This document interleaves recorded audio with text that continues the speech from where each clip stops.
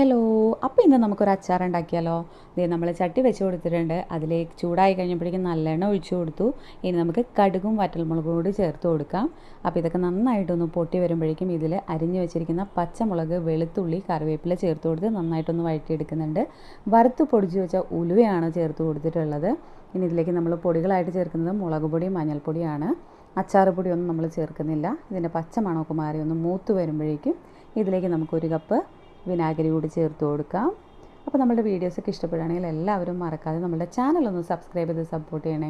ഇതിലേക്ക് ആവശ്യത്തിനുള്ള ഉപ്പ് കൂടി ചേർത്ത് കൊടുത്തിട്ടുണ്ട്. നമ്മൾ ഉണ്ടാക്കുന്നത് ചാമ്പയ്ക്ക പച്ചമുന്തിരി അച്ചാറാണ്. പച്ചമുന്തിരി നല്ല പുളിയായിരുന്നു, അപ്പോൾ അതുകൊണ്ടാണ് അച്ചാറാക്കിയത്.